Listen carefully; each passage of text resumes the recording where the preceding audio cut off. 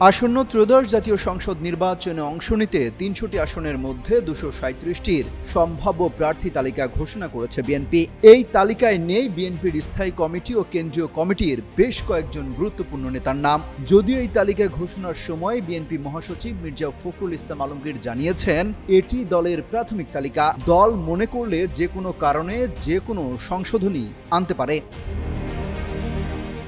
সন্ধ্যায় সম্ভাব্য প্রার্থীর তালিকা ঘোষণার পর দেখা গেছে এই তালিকায় নেই বিএনপির স্থায়ী কমিটির সদস্য নজরুল ইসলাম খান, বেগম সেলিমা রহমানের নাম। প্রার্থী তালিকায় নেই সিনিয়র যুগ্ম মহাসচিব রুহুল কবির রিজভী, যুগ্ম মহাসচিব হাবিবুন নবী সোহেল, সদ্য মনোনীত যুগ্ম মহাসচিব হুমায়ুন কবিরের নামও নেই। বিএনপি চেয়ারপারসনের উপদেষ্টা আব্দুস সালাম, মোয়াজ্জেম হোসেন আলাল, আমিনুল রশিদ ইয়াসিনের নামও। দলটির ভাইস চেয়ারম্যান আসাদুজ্জামান রিপনও নেই প্রার্থী তালিকায়। বিএনপি থেকে সম্ভাব্য প্রার্থী হতে পারেন আলোচনায় ছিলেন একাদশ সংসদের সংরক্ষিত আসনের সাবেক সংসদ সদস্য রুমিন ফারহানার নাম, তবে মনোনয়ন তালিকায় এবার তার নাম দেখা যায়নি।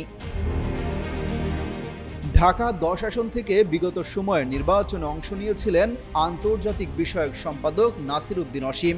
এই আসনে একবার প্রার্থী হয়েছিলেন আরেক নেতা রবিউল ইসলাম রবি। তাদের দুজনের নামও নেই ঘোষিত তালিকায়। মাগুরা ২ আসন থেকে এবার দলীয় মনোনয়নের জন্য চেষ্টা চালিয়ে যাচ্ছিলেন আলোচিত নেতা ঢাকা মহানগর চিফ রবিউল ইসলাম নয়ন, তবে তিনিও বাদ পড়েছেন এই তালিকা থেকে। অন্যদিকে বিএনপির সিনিয়র নেতাদের পরিবারের সদস্যদের অনেকেই বাদ পড়েছেন মনোনয়ন তালিকা থেকে।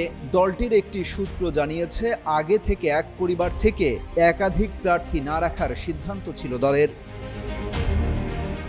অমিত হাসান রবিন, যুগান্তর নিউজ।